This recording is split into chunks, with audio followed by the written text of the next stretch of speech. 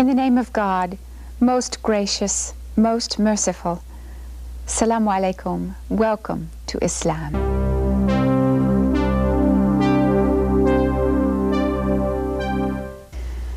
The Quran is the ultimate source of wisdom and guidance.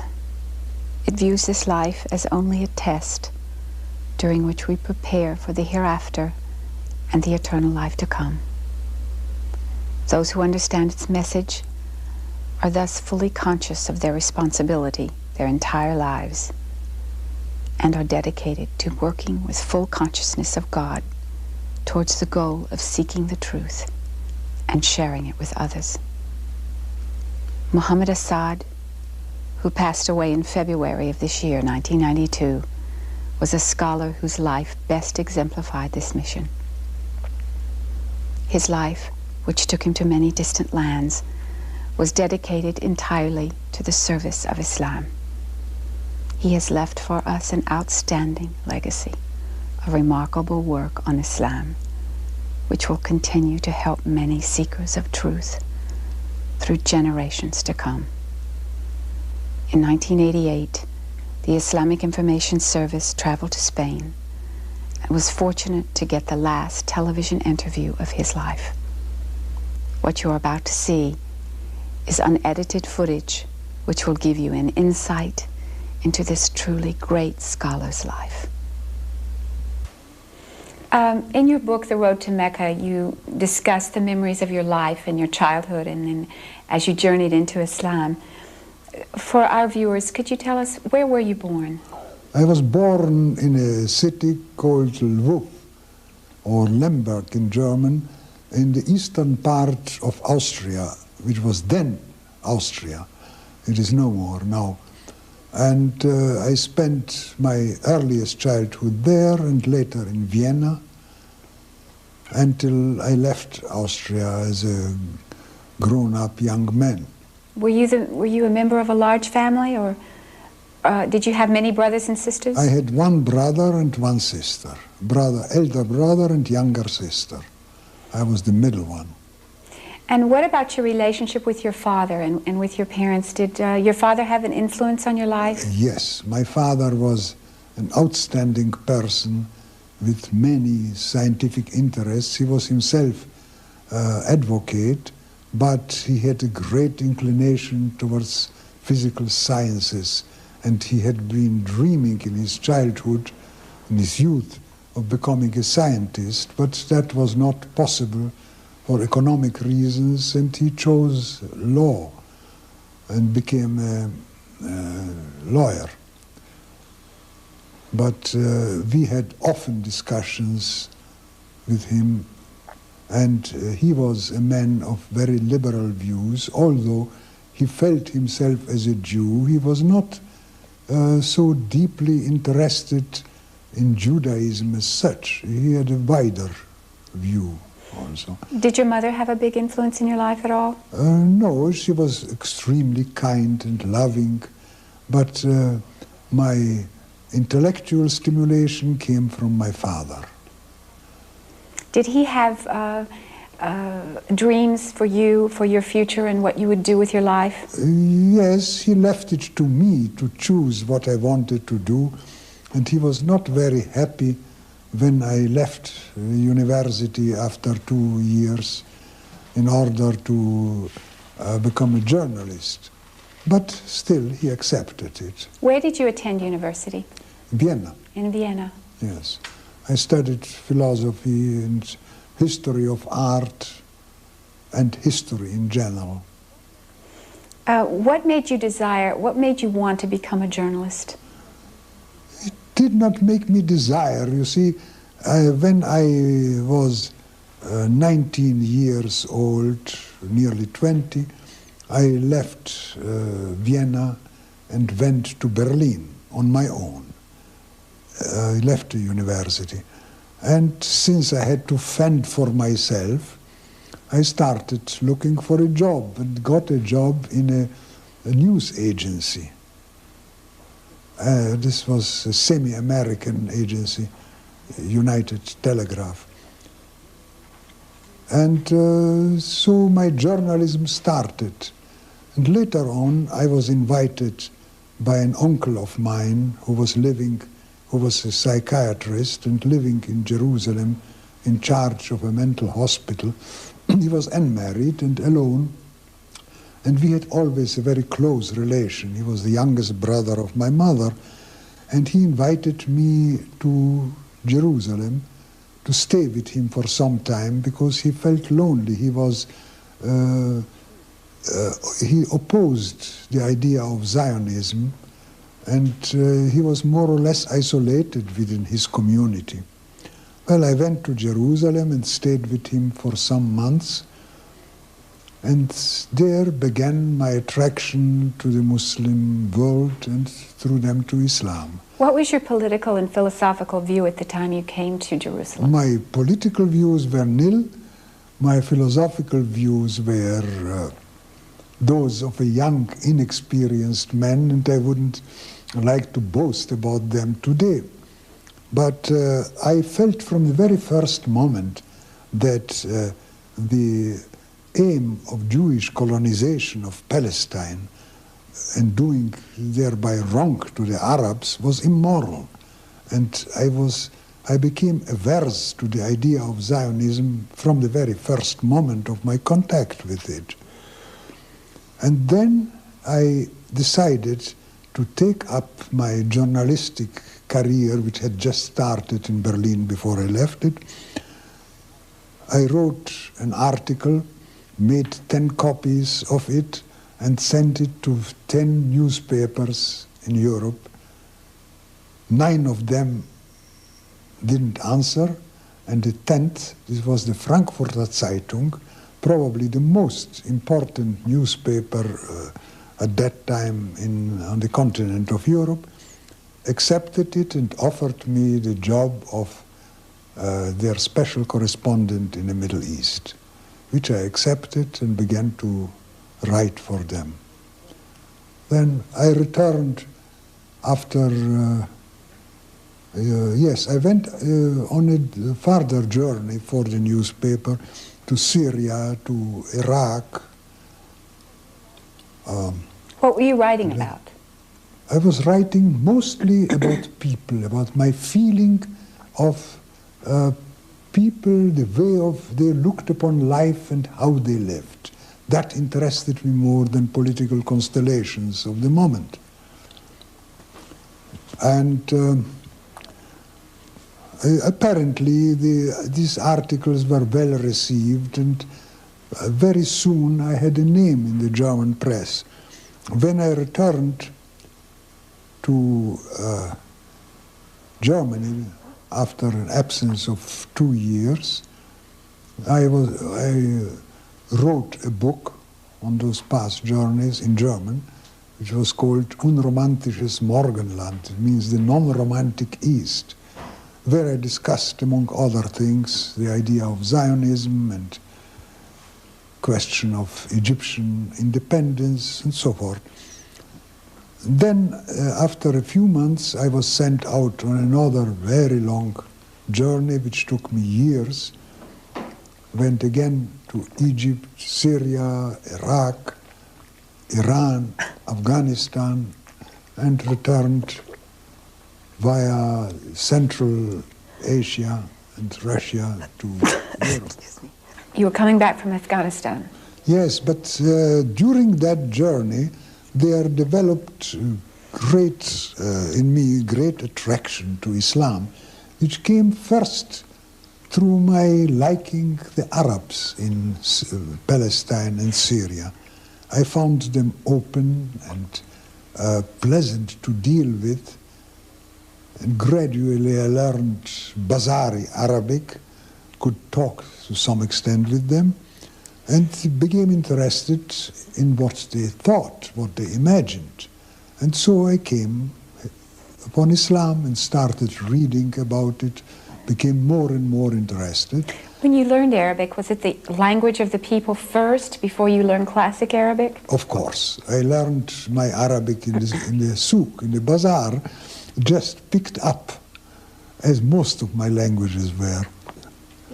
And Then on my second long trip to the Muslim world, I was in Afghanistan, in Herat, western Afghanistan. And I rode in late autumn over the Hindu Kush mountains to Kabul. It was a journey of about 20 or 25 days on horseback, very hard journey.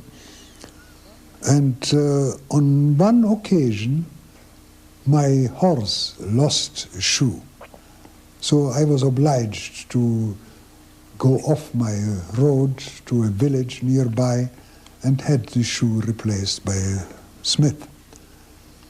It happened so that the district governor there learned of the visit of a foreigner and invited me to spend the evening and the night in his house. He was a very friendly man. At that time I spoke Persian fluently after nearly 2 years in Persia and in Afghanistan. So the conversation was easy. We were sitting after dinner and talking about various things, and naturally we came to talk about Islam. And I spoke quite bluntly to him. I told him, you Muslims are a very strange people. You have the best ethical guidance possible in the Quran. You had the best guide in your Prophet Muhammad. How is it that you have abandoned the ways recommended in the Quran and by the Prophet and have fallen into such a decadence? Why are you acting in so many ways against the precepts of the Quran? And so it went on discussing. At the end he looked at me and he said, you are a Muslim. I was quite astonished and I said, no, it never occurred to me to be a Muslim. I am not. He says, oh yes, you are a Muslim, only you don't know it. One day you will come to know it. And these were prophetic words. Later on, when I returned from that journey a few months later, I really became a Muslim. Could you describe for us the actual event of your becoming a Muslim and how that took place? Yes. After my return from my second long journey to the Muslim world, I was living in Berlin and started reading the Quran in translation because my Arabic was still insufficient to read it in its original language. And one day I was discussing it, of course, often with my first wife, who was a German, older than me, and who was equally interested in Islam. And one day we were traveling in the underground in Berlin. And this was in the year 1926. It was a year of great prosperity in Central Europe after years of misery and inflation. And all people were well-dressed, people who were in the underground train together with us, well-dressed and well-fed apparently, but it appeared to me that their faces were not happy. And I looked from one to the other and saw there is unhappiness in these people. They are oppressed. And I turned to my wife, who was, by the way, a painter and accustomed to observe faces, and I said, what do you think of the faces of these people? And she said, they are unhappy. Same impression she had.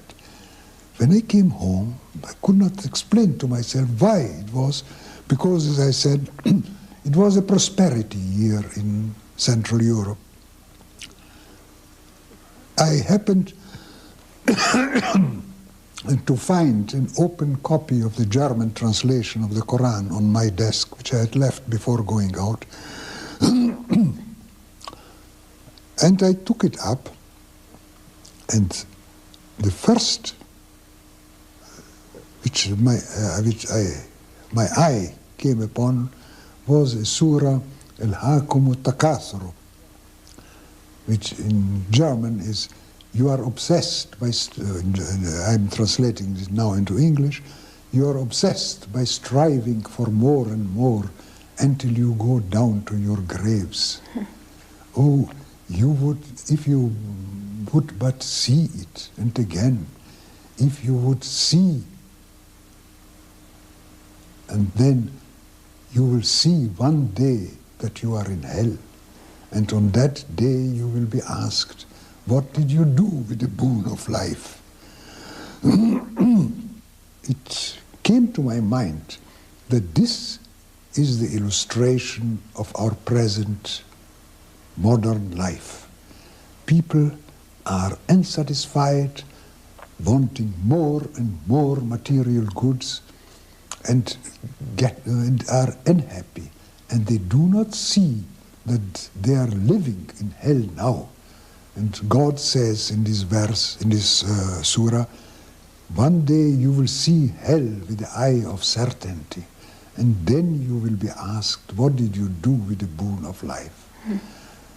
And I was so struck by it, by this coincidence of finding this surah as an explanation of what I had seen previously in the underground train.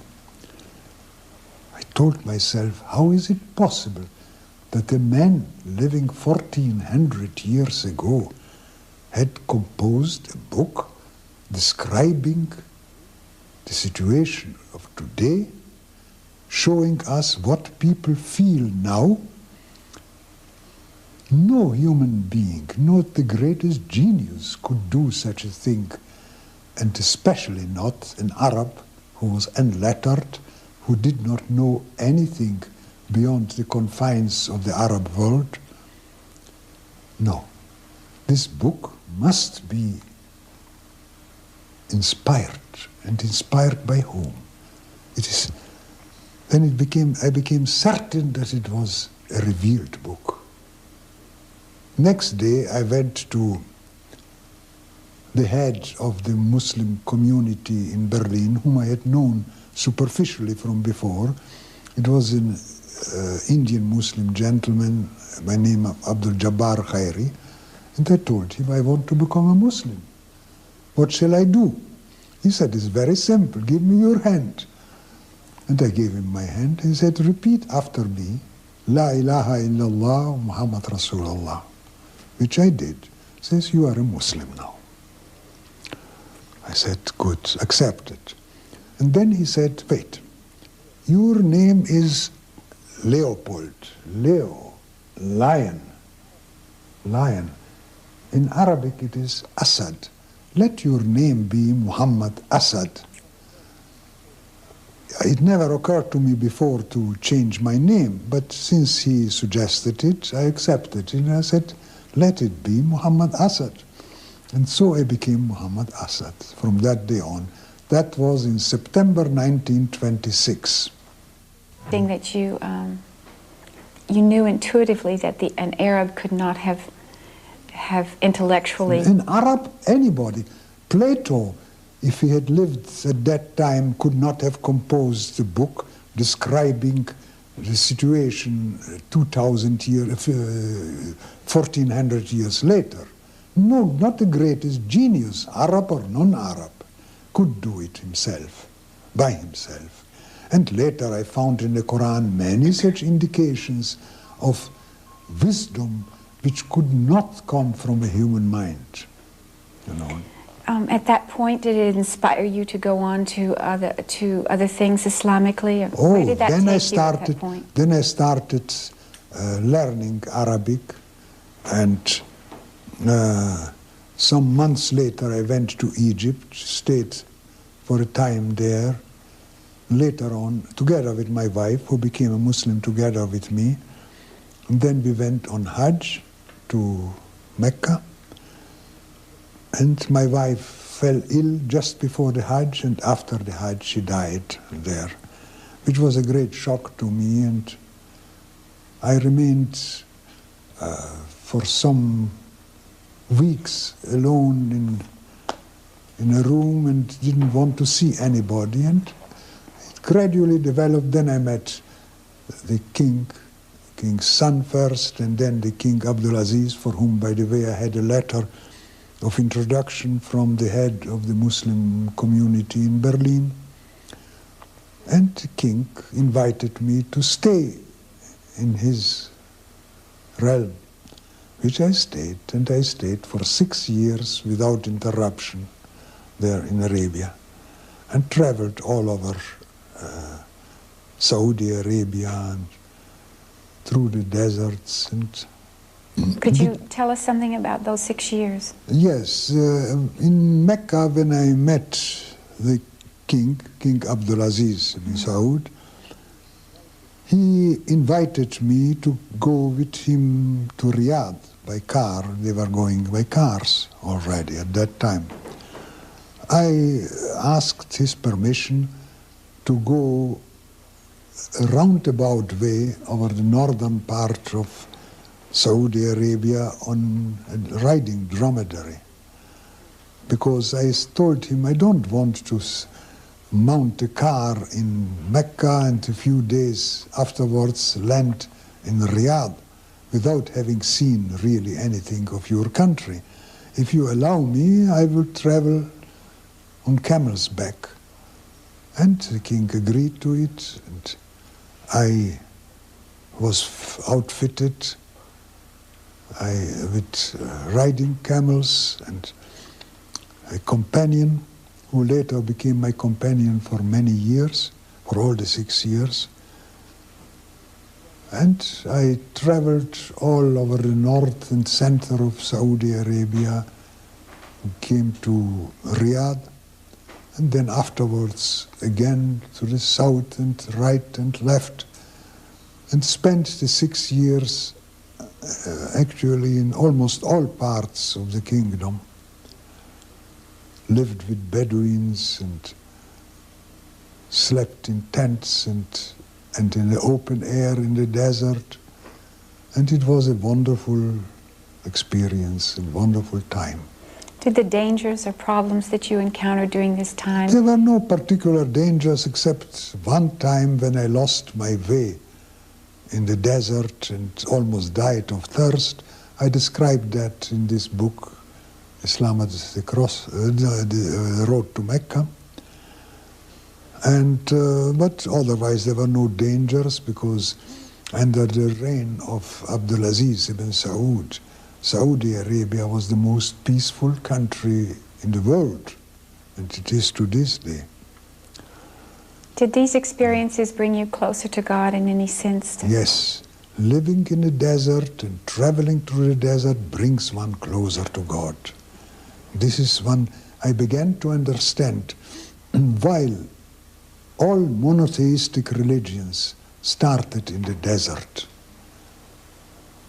it was the feeling of absolute loneliness facing God.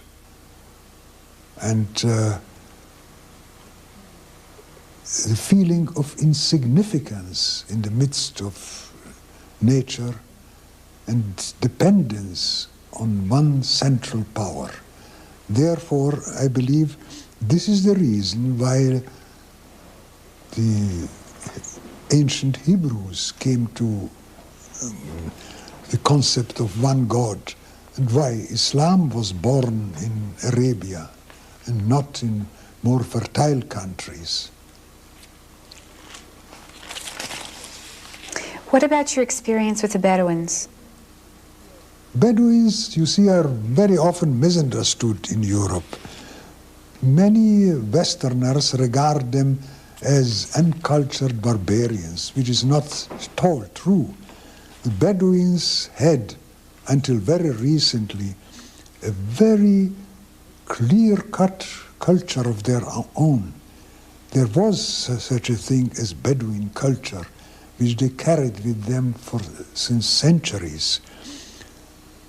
For instance, poetry was a thing living in the Bedouins. They not only knew and recited poetry, they could compose poetry. Once I happened to be guest of the governor of northern Saudi Arabia. He was, by the way, the brother-in-law of the king. And we were sitting outside his palace and surrounded by many people. Some of them brought judicial cases before the Amir, the governor, to decide. And he gave his judgment in this case, in that case, to the satisfaction of all parties. And one Bedouin was sitting next to me, and he turned to me and said, "Did you see that? Did you hear it?" And he recited a poem in the praise, which I later learned was by Mutanabbi, a great Arab poet, in praise of Saif-ud-Dawla, a Muslim ruler. And in that poet he spoke of the greatness of this man who was able to judge between people and so. And it occurred to me, where in the West could you find a company of unlettered people who would quote, let us say, Shakespeare to you, or Goethe, or so? Impossible. In Europe, in America, culture is reserved to a particular class of educated people, while in Arabia, among the Bedouins, it was spread throughout the whole nation. The Bedouins were as much connected with pre-Islamic poetry as any professor in a university might be. So this was an extraordinary experience, showing that these people are not barbarians, but they are inheritors of a very ancient civilization. And I began to understand why Islam had to grow up among Arabs in Arabia. This was the proper fertile ground for the spread of a religion like Islam, based on the concept of one God, of everything being within his creation and so on. It seems like all of your experience just made that more profound, from the dangers of the desert and the loneliness of the desert to the beauty of the Bedouin poetry.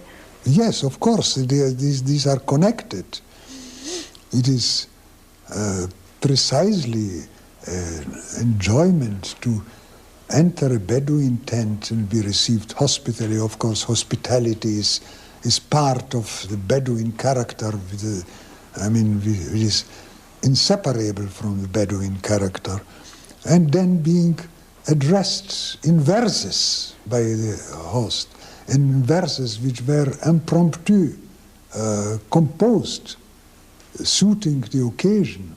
And this happened very often to me. What kind of a person was King Abdulaziz? Huh?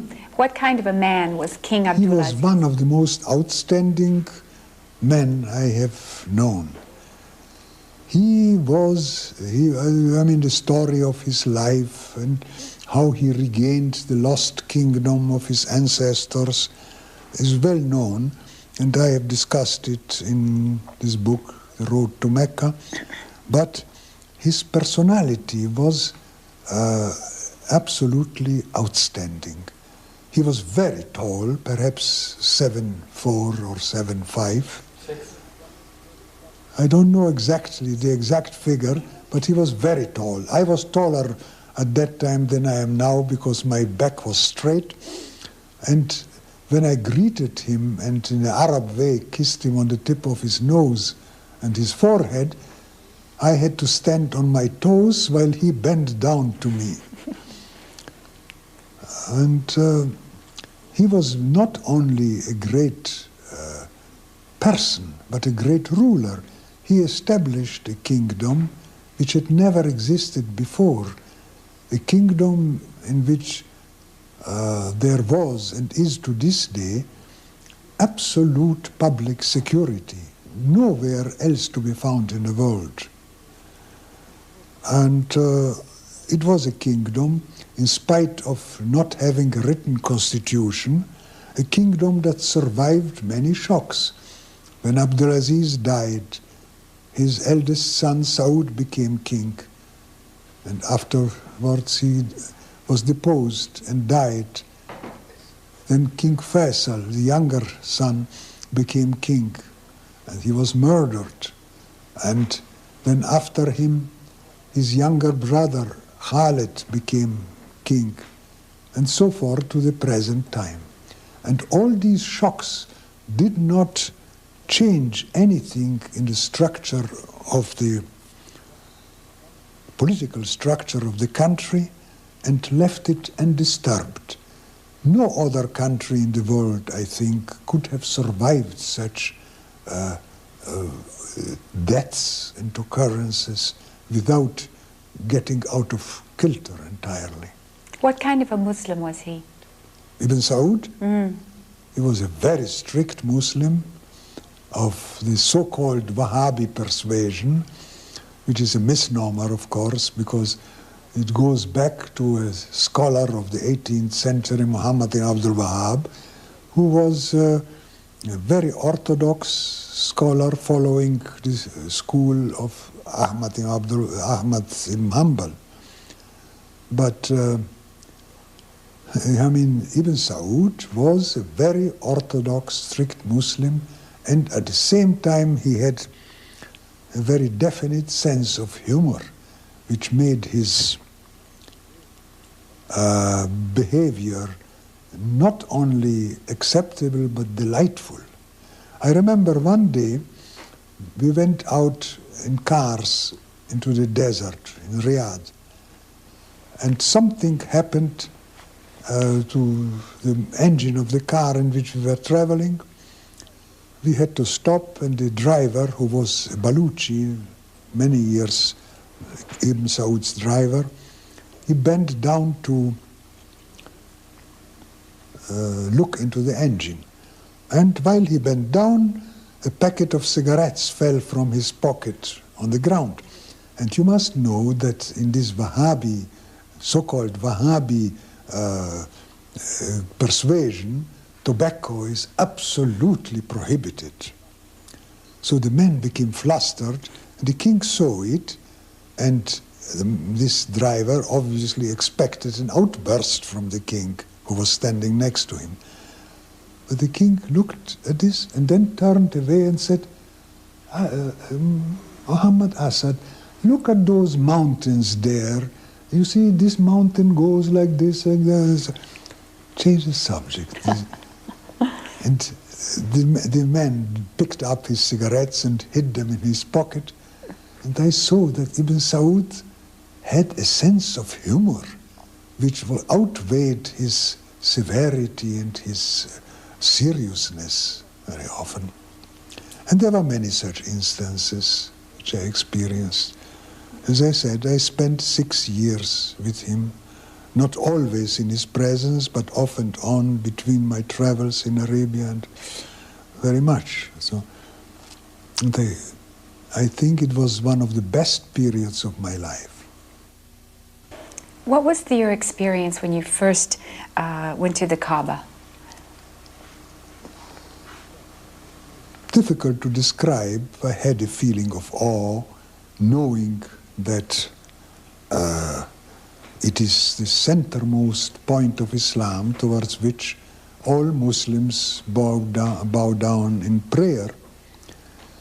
And in one corner of the Kaaba is the black stone, which, according to many Europeans, is being worshipped by Muslims, which is of course untrue. This black stone is regarded as the only remnant of the original temple built by Abraham in that place, temple to one God. And it was kissed by the Prophet, and all Muslims who visit Mecca and perform their circumambulation around the Kaaba kiss the stone also. It is not the sign of worship but I gave an explanation of it in this book, The Road to Mecca, which I think is acceptable to all Muslims. The Prophet knew that all people would repeat his actions, especially during worship, in future generations. When he kissed the stone, he knew that all Muslims who would come to Mecca and visit the Haram, the holy temple, and circumambulate the Kaaba, would kiss the stone also. So it is symbolically, he kissed all Muslims who would come after him and would touch this stone with their lips. And every Muslim who kisses it, kisses as it were the Prophet and all Muslims who were before him and all who would be after him. So this symbolic kiss of the black stone has an importance, stressing the brotherhood and the imperishable brotherhood of the Muslim community, of all Muslims. So did you feel that when you were there? Yes, I felt that. And I think that this is the only explanation, possible explanation, of the Prophet's kissing the stone. This is narrated that Omar ibn al-Khattab, the second caliph, after the death of the Prophet, he led the pilgrimage to Mecca, and then he stopped before the black stone and addressed it loudly so that all people could hear it. You are only a stone, neither from heaven nor from hell. You are nothing but a lifeless stone. And I would not kiss you unless I had seen the Prophet kiss you. But as he did it, I do it too. And he kissed the stone. And that is the habit of all Muslims. He understood it perfectly well.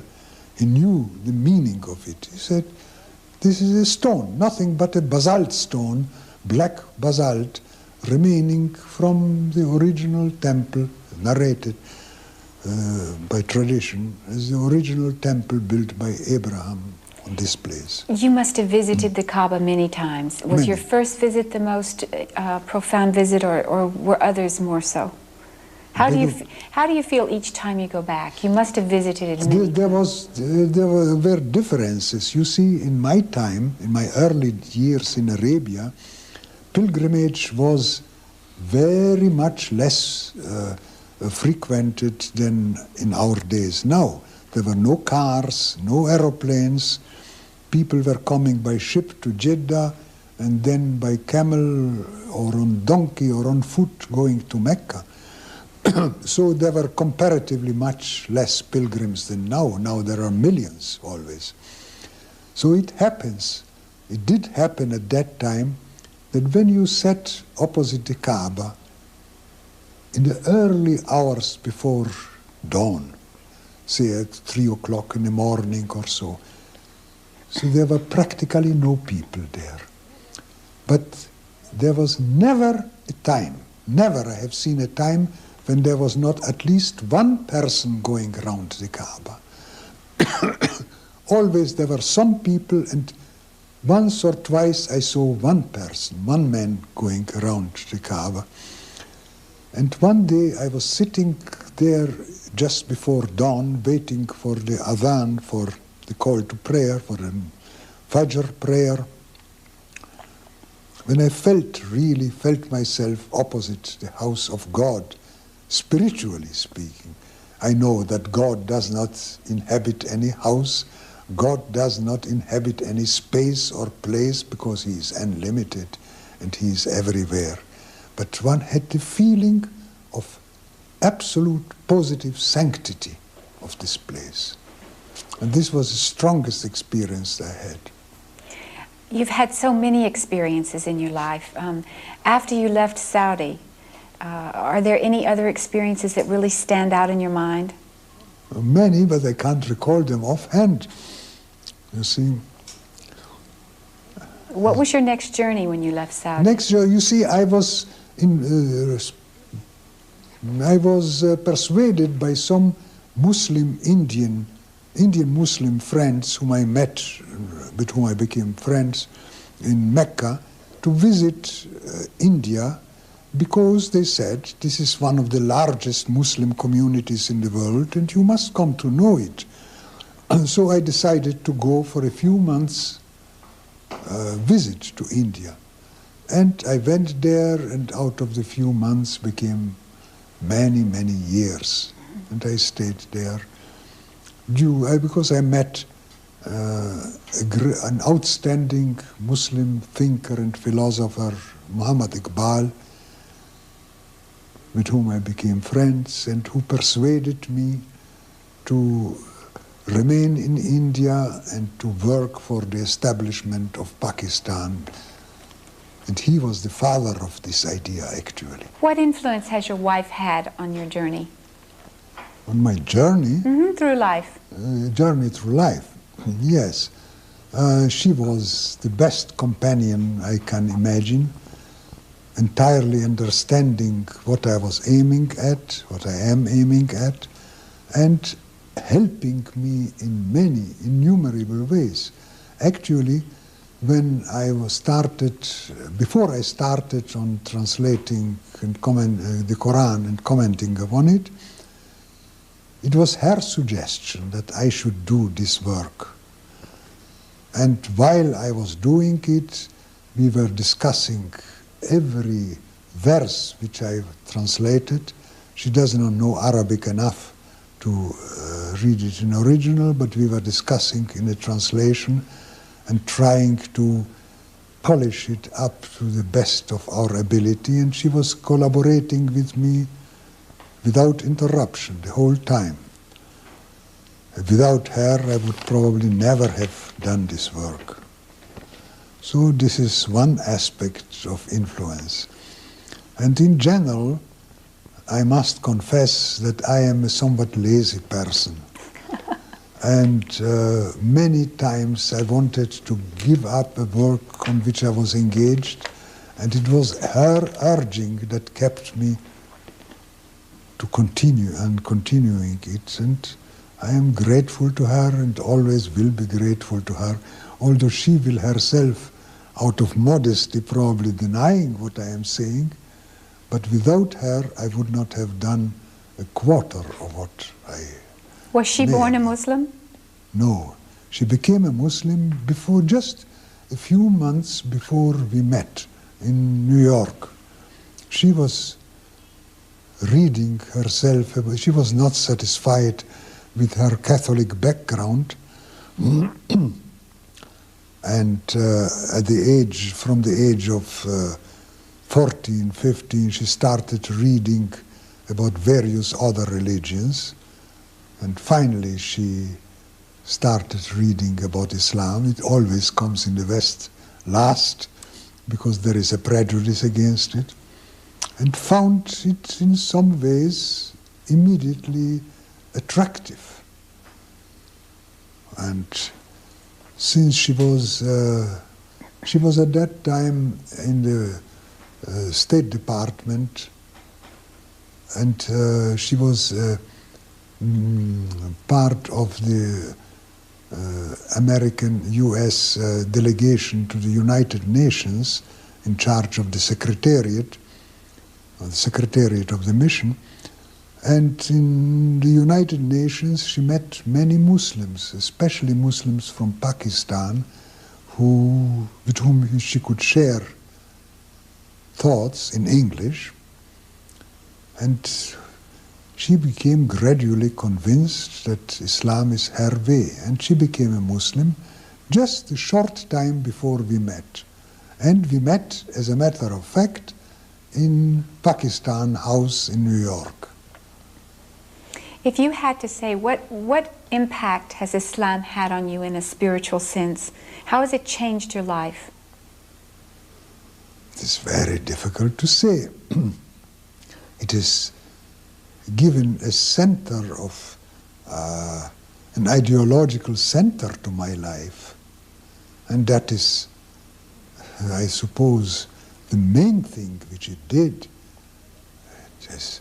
It has colored all my thoughts and my endeavors, whatever they are worth for, and has made me spend years of my life on working on Islamic problems.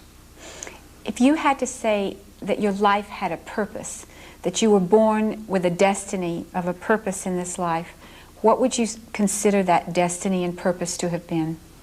I would say the destiny is that has passed and is known to us. This is precisely the point. We don't know the future. We don't know what destiny may bring to us. But we know, as Muslims, that whatever happened to us in the past had to happen and could not have been otherwise, because obviously it was God-willed, and since it was God-willed, it could not have taken another course. We are believing in predestination backward, what has happened in the past. We don't believe in predestination as regards the future, because we are offered free will and choice. So we are trying, in accordance with our best knowledge and understanding, to do the right thing, if we try to do the right thing. Were you born into this life to accomplish a task? And if so, what was that task? I don't know that. That is not for me to answer whether I was born to accomplish a task or not. This is for God to decide.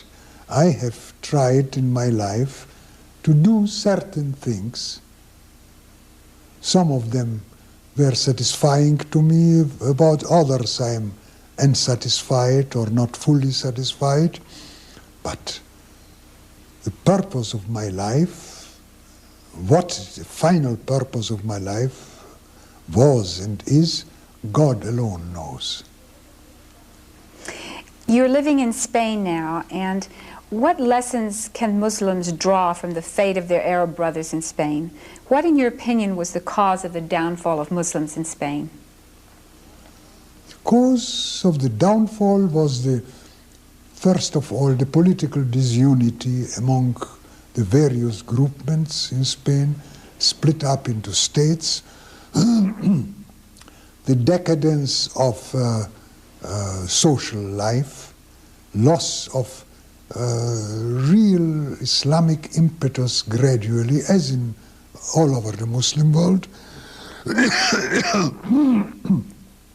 But mainly it was the political disunity and rivalry between the various states or statelets there in Muslim Spain. Had this not been the case, whole Spain would have remained Muslim to this day. So what would your advice be then? What would be your, what can we learn from what happened in Spain as Muslims? As Muslims, we should. I don't think that Spain has a particular lesson which other parts of the Muslim world don't offer, but I believe that, first of all, we should safeguard the consciousness of one Muslim community, brotherhood of Muslims. Secondly, we should try to live up to what Islam teaches us and not be only nominally Muslims. Not think that the observation of a few rituals makes us Muslims alone. We must give our life Islamic contents.